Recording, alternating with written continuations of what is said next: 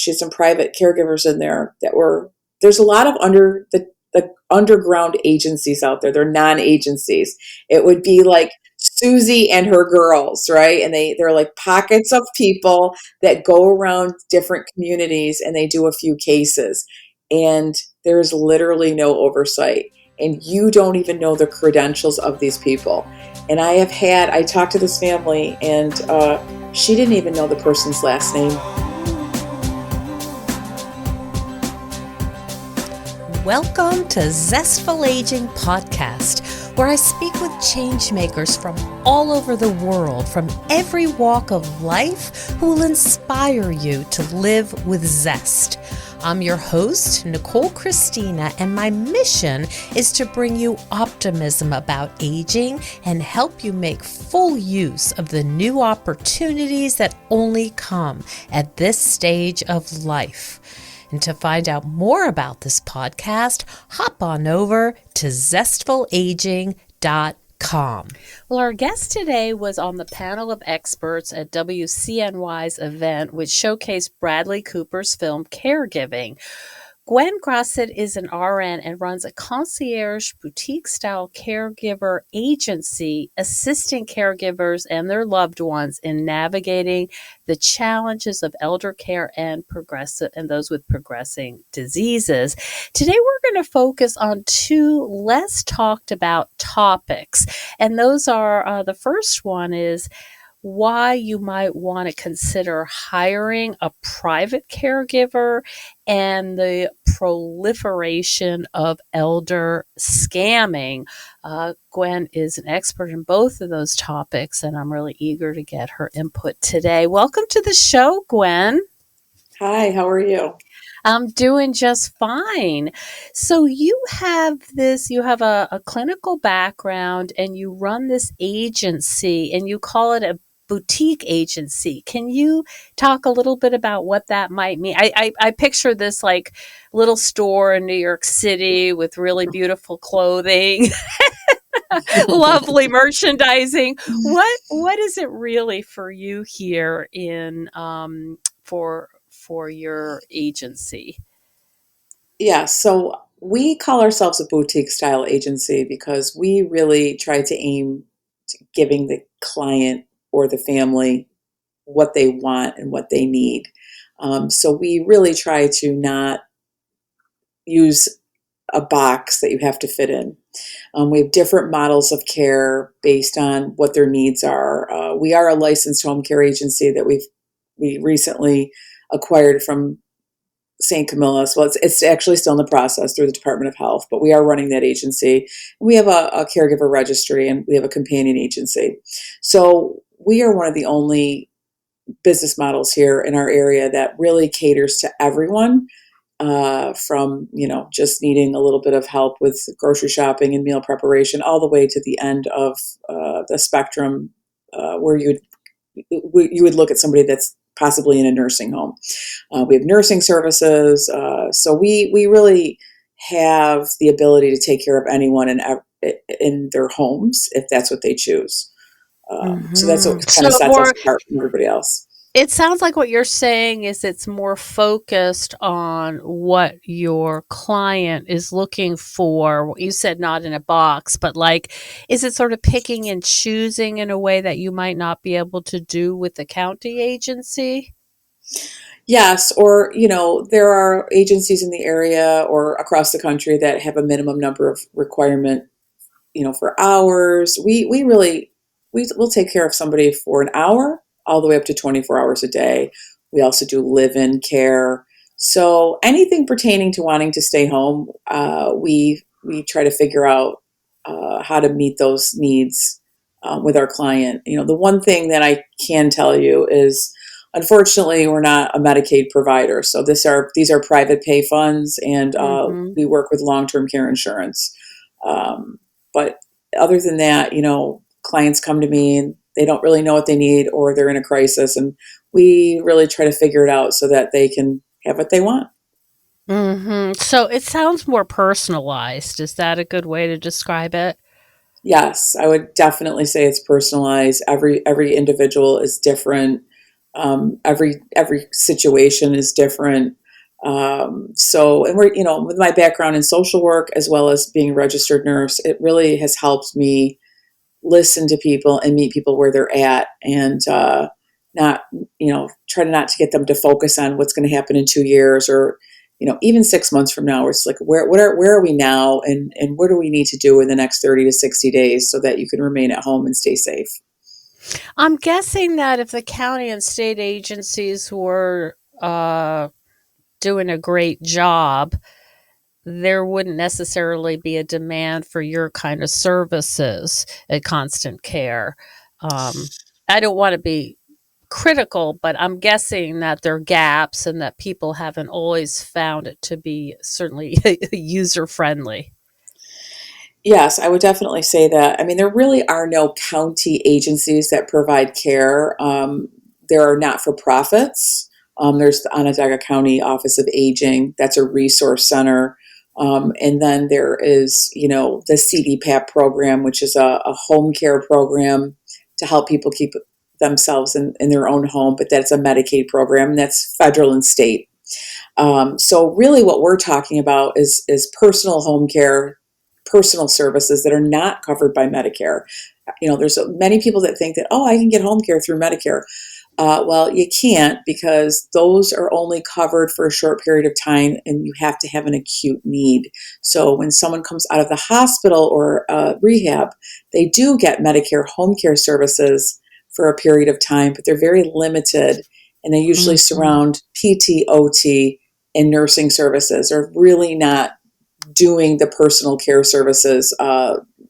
And they once did, but there's such a shortage that uh, we're not finding that agencies in the area that are Medicare covered for personal care have the staffing. So many times Mm, they're looking at agencies like ours to privately, hire the caregiver, and use their private pay funds to do so. I see. So this reminds me of sort of the healthcare crisis that's been on a lot of people's mind, and certainly was covered in Bradley Cooper's film Caregiving. Did you think that documentary did a good job sort of exposing the realities of caregiving in the US? I do. I think, we could sit here and talk about this, and make a series of movies, or a channel of episodes, because there are so many different facets. There's private pay, there's Medicaid, there's inpatient, facility, assisted living. There are so many different choices that I find that clients need our expertise to kind of navigate what Mm, is going to work best for us.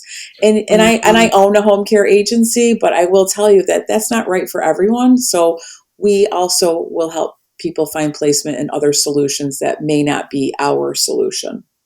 So they would call you and request a kind of an assessment, and then you or one of your staff members would go through and try to sort of figure out their needs, and then you would make a recommendation.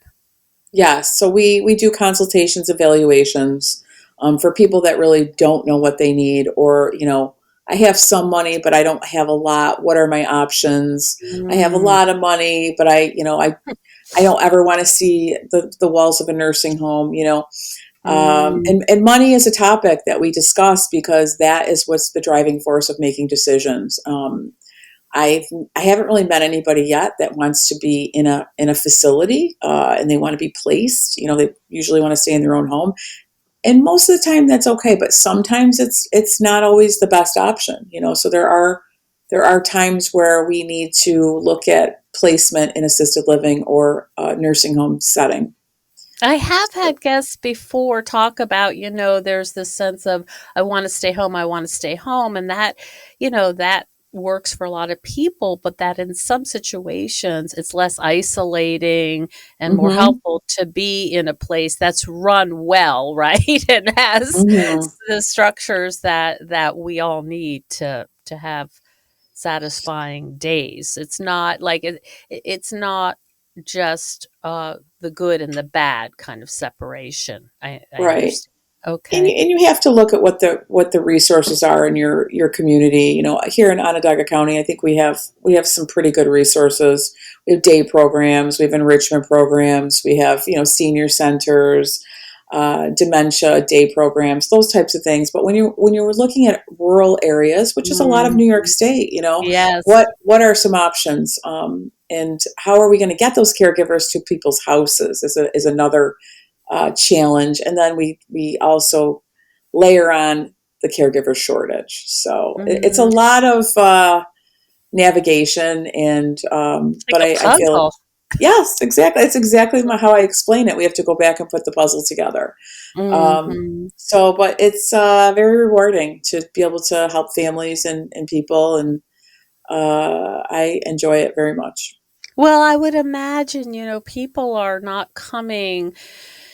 You mentioned that they're in crisis often. They're not coming like, I'm anticipating in about 6 months, I'm going to need some help, right? I mean, they're right in it, and Yeah. yeah, they're looking for some help right now. So your skills as a social worker and a nurse are probably necessary to kind of help them, feel like, okay, let's make a plan. You're going to be okay. Yeah, we typically get phone calls when people are in a crisis, and they probably should have called us, you know, a year earlier or 6 months earlier. Mhm. But Mhm. we're very used to that. What we're doing now is we're really getting the word out to the people that are in their 50s, 60s, and early 70s, and having those ongoing conversations. What do you want when you're faced with Mhm. these issues, and not waiting until, you know, the shoe drops and all of a sudden, uh-oh, what do I do? And I think See. with the generation differences, you know, people in their 80s and 90s don't want to talk about money. They don't want to tell anybody how much they have, and they don't Yeah. want to face their mortality. And that was how they were raised, right? It was taboo to talk about money, and it was also like, oh, I don't want to think about the end of my life. So I think with the age group, you know, I'm in my 50s, and I think that we are talking about it more, and there's companies Mhm. out there that are doing what I'm doing, and I think there's a lot more information. We have social media, we have YouTube Mhm. videos, we have all We have kinds of death doulas information. now. Yeah, Right. even in the span of my podcasting, we're going on 9 years, but I remember when I started, people were like, "What's a death doula?" And now, there's more conversation about that. I can see that there's death cafes. There's one here in Casnovia. People are starting to open up about that. Yeah, that has been an interesting thing to watch. So you were saying a moment ago, you sort of want to get ahead of it rather than wait Yes. until you're in a crisis. And would that mean like contacting your attorney, making a will? What are the kind of things you have in mind when you say, let's do this now rather than later? Mhm. Well, I think, you know, podcasts such as your the one that we're on right now is education, right? Mm, Learning the options and having conversations with your family. You know, I have three grown children. They age from 19 to 30. And we are having these conversations. We're just not having one conversation. We're having several conversations. And we've mm, started that now. And my husband and I have, you know, where are we going to live in a couple of years? You know, we have a 4 bedroom, 2.5 bath house, and it's empty. You know, how much longer are we going to live here? And I think family is a great place to start. And then making mhm, sure your paperwork is in order, you know, making sure you do have a will and you do have your healthcare proxy and your power of attorney and all of those things. mhm, And then, you know, really downsizing or right sizing, I should say, mhm, while you're still really active and not waiting till you're 89 years old to downsize, because it's too late at that point. You know, you've already, mhm. the things that you think you can do, you no longer can do. And I've seen it personally and professionally. So really trying to get ahead of the curve is my and yes, Mhm, talking to your financial planner, talking to your attorney. And but I do find that those people are great at what they do, but where they don't really know what to do is how much is care costing and what are my options? Because it's a whole nother topic, right? It's just like I'm not Mhm. giving advice on what to do with your money and how to invest it because that's not my wheelhouse. So Mhm. working with attorneys and then having those attorneys have good referral sources such as mine and other companies that do what I do is a I great see. marriage. I see. Yeah, that makes a lot of sense. I think it's scary, right? Nobody wants to think about their own mortality, and I would imagine that's kind of a hard sell, even if it's becoming Hmm. more acceptable, right? It's nobody wants to. Well, that I know, it's a hard conversation. Correct. And myself included, you know. Yes, the nature of being human is hard to imagine not being here, and depending on your views of what happens after we die. Right. Right. Well, if you've followed me for a while, you know I am extremely picky about sponsorships and endorsements. So when I decide to share something with the Zestful Aging audience, you know it's worth talking about. Recently, I've been an evangelist for a revolutionary method of navigating difficult emotions. When my friend introduced me to this neurographic art at our craft group, I thought to myself, now that's an ugly drawing, and I will not be drawing that. I didn't understand at the time that neurographic art is not about making pretty pictures. It's actually a technique that utilizes neuroplasticity, psychology, art therapy, and neurophysiology. And you only need paper and colored pencils. Although I've been doing it so much, I just ordered an electric pencil sharpener. So, a little backstory. Neurographic art was developed in Russia by a psychiatrist who's also an artist, and it's only found its way to the US in the last few years. And I cannot say enough about how helpful and clarifying this technique is. So, what I'd love you to do is check out Mindful Line. That's MindfulLine.com. And there's all kinds of things that you can join.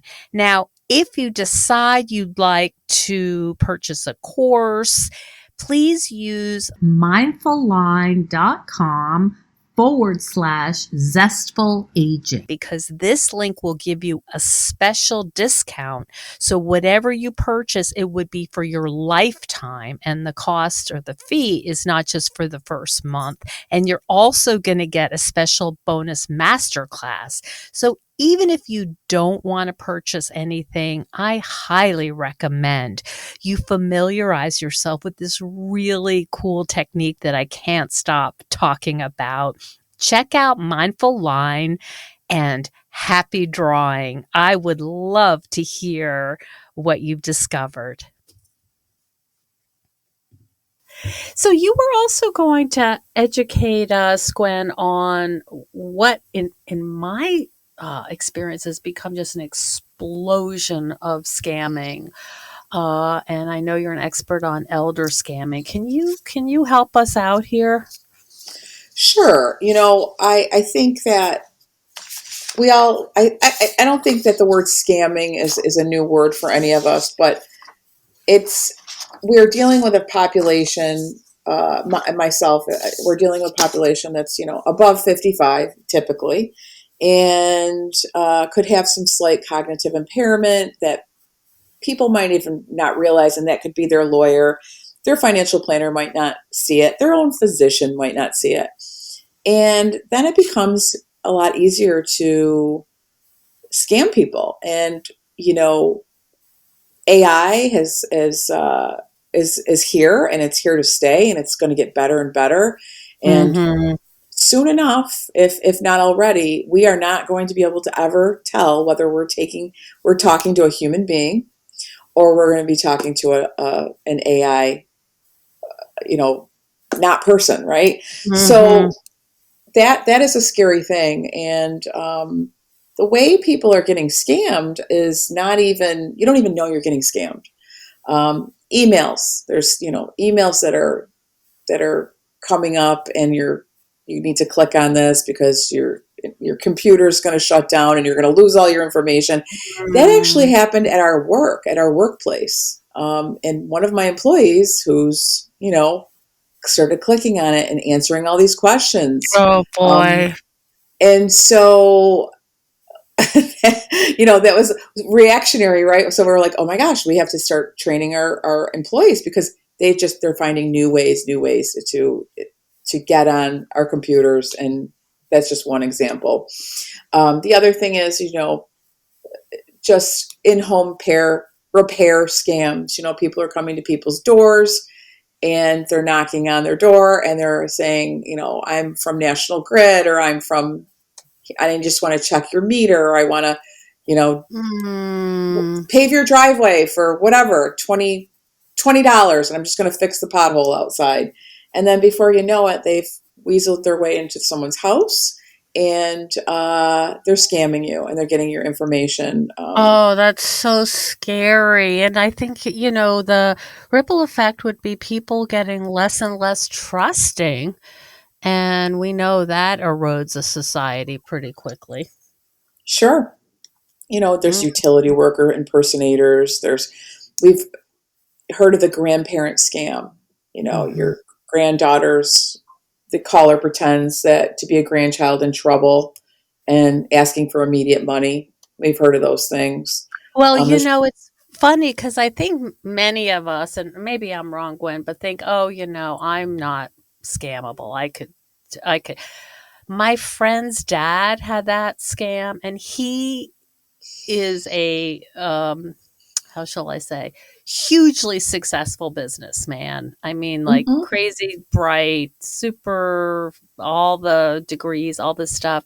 He almost wrote the check because it was so compelling. And what I understand is they have you in a state of confusion and fear so you're not thinking straight. Correct. The scammers, the thieves, the criminals are a lot smarter than we are. Because we're not sitting around all day trying to figure out how to scam, right? We're trying to go through our day. That is their job.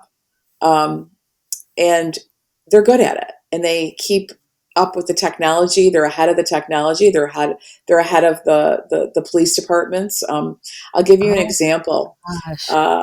I knew of a situation that a caregiver was in someone's home, and got her to practice her signature for a occupational therapy exercise. Oh boy. And what she did was she practiced had the woman practice her signature, and then she copied the signature, and then was able to write checks and cash checks. So, Mm. and this was an ongoing relationship, right? Mm. So this was somebody that hired a private caregiver, wasn't vetted and all of the things. And you don't even know it's happening to you because you have a relationship with Mhm. this person, and you're starting to trust this person. This person's trying to help you. And all of a sudden, she has an ulterior motive and Mm. was able to steal several $1,000s from this client. Mhm. So that's just one example. And you wouldn't even think about that, right? Like who No. would you ever think to do that? Right? It doesn't even No. enter your mind. Like, wow, that's No. a really smart scammer. Um, I tell people personal checks are probably the worst thing you can put out there because it has your account number on it. It has your routing number Oh. on it. And Oh. our company no longer takes personal checks. We have ACH transfers or credit cards because I don't want paper checks. I think they're going to go away eventually, and people don't really use them. Oh. But they're they have all of the information on there. Oh, So wow. I hadn't thought of that. It's so old school, but mhm, sometimes depending on what you're paying for, it's still, useful. But oh, right. wow, had not thought of that. It's, Yeah, it's really unfortunate because people are already stressed to the max, and then now they're exactly. worrying about like who's going to prey on me. Well, and the thing is too is, the population that I deal with is, an 85-year-old single woman that lives in her own home is more likely to let a stranger in than you or I, right? Mhm. And, Mhm. and they these predators are, using the 85-year-old or the 90-year-old woman that's they're using their heartstrings and they're pulling on their heartstrings like, oh, I'm just so thirsty. My car broke down. Can I Oh just come in for a gosh. minute? I mean, I can give you example after example, and that kind of leads us into, first of all, there's Medicaid and insurance fraud, there's identity theft. We know about those things, but who is watching over our elder who may not have be tech savvy, and who's kind of policing their bank Mhm. accounts, and Mhm. can we always trust family to do that? Not always, but hopefully there's somebody in this person's life that is identified to watch over the elder Mhm. so they don't get scammed, or we've minimized the scamming. And if there truly is nobody to do that, because there are people out there that have never been married, don't have any children, or they've been married and there's other spouses now gone, they really have nobody. There are companies that are reputable that can help be fiduciaries and those types of things. So um, Mhm. so again, you're dealing with a population who doesn't want to tell people how much money they have, and they don't want to give up Mhm. that information. So those conversations are usually taking place earlier, and there's several conversations because it's just a necessary thing so we can protect our elders, in my Mhm. opinion. Yes, boy, it's really becoming a thing. I mean, even I've seen such an increase in phishing scams, Yes. just for, on my computer or on my phone. Oh, text messages from the postal service, or Federal Express or UPS. Those are huge scams that I've gotten several of them. I just blocked the Mhm. number. But at first, you have a daughter away at college, you have kids that don't live here, Mhm. and it's like you think about like, oh, maybe my daughter got a package, and she, it's so you have to really stop and think. And people are busy, and they're smart. Scammers are very, very smart Mhm. people. Hmm. I mean, Mhm. if oh, Barbara Corcoran, right? She's the real estate mogul that's been on the Shark Tank. Everybody knows who she is. She got Okay. scammed. She's a savvy businesswoman. She got scammed Mhm. out of $250,000, or at least 250. It could have been 400. I can't remember the exact amount, but it was more than Mhm. $250,000. She got scammed, and they took her money, and it's gone forever because somebody over in India or Pakistan or wherever they are scammed her, and there's Mhm. no way to get it back. And Uh, I'm guessing that there's not a lot of catching these scammers. right, right, yes. Mhm. There's a whole business in check washing. They get a paper check and then they make another one, and there's a whole process to that. And I never knew Mhm. about that until I was scammed. Mm. Mm. Yeah, so that's one of my reasons why I don't really like a paper check anymore. And, as we're applying for Medicare and, these services, more and more information is going back and forth that could be, leaving us open to, abuses. Absolutely, Mhm. absolutely. Yeah, I mean, I think some of the red flags to watch for are just urgent requests for money and or gifts. You want to be like, who is asking me for urgent money? That's usually a dead giveaway. But again, they can present it in such a way that you're caught off guard and you're going to give money. Mhm. Requests for personal information. You never want to give out your bank account or your social security Oh, number. yes, okay. And again, that's where the paper checks come in with the bank account information. It's all right there. And then, pressure to keep the conversation secret. Don't tell anybody that I was here. I won't bother you again. Or, it's our little secret. Oh, boy, that's Uh, always a red flag in the world of yeah. social work. Yep, I see. And, Boy, that and must be hard offers for. Yeah, go ahead. Oh, sorry about that. Offers that sound too good to be true. I mean, Mm. if we scroll on social media, there's a lot of offers that are too good to be true. Products that we can buy and clothing that's, $9.99 and it's supposed to be 299, So I mean, there's so many ways that all of us can get scammed and probably have. I know I have. So which leads me into the next conversation about hiring a private caregiver that you pay yourself without Mhm. agency involvement, and that kind of goes hand in hand with the scamming, or it can. So I don't know if you want to Yeah, transition over to that. yes, let's talk about that.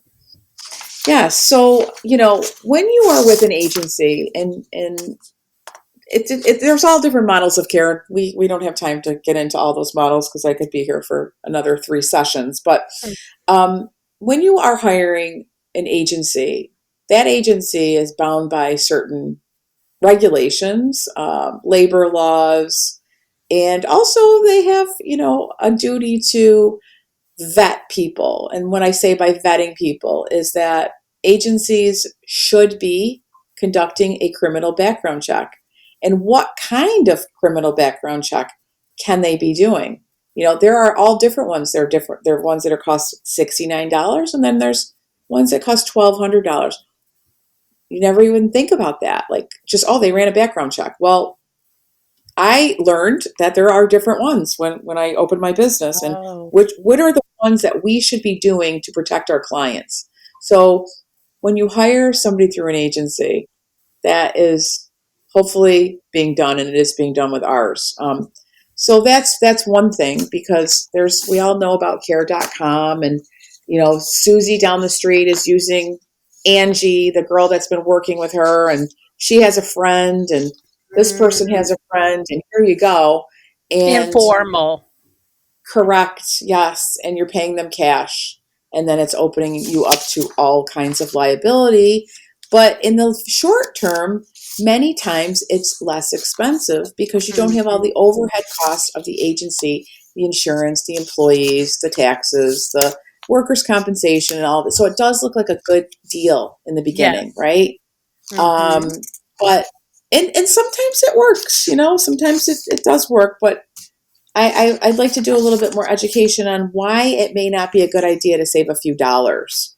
Um, and so there's several reasons, Number one, you don't have to be the scheduler. You don't mm, have to figure out when someone's coming and if they don't show up, and how are you going to replace that person if mom needs 24/7 and you have 4 or 5 girls or individuals that are working the case. Um, who's going to be that backup person, and who's going to be dealing with all of the employee issues every week? So it's a full-time job, and you know it's just like I equate it to, if you were going to sell your house, most of the time you're going to hire a real estate agent. mhm, There are people that can sell their own house, but they're mhm, not the majority, right? So we're always going to hire the expert to do that. And it's the same mhm, with care, you know? Yes, you're going to pay more, but you're going to get more insurance with that. And some of mhm, those insurances are background checks, proper liability insurance, wages, and compensation that can be done properly.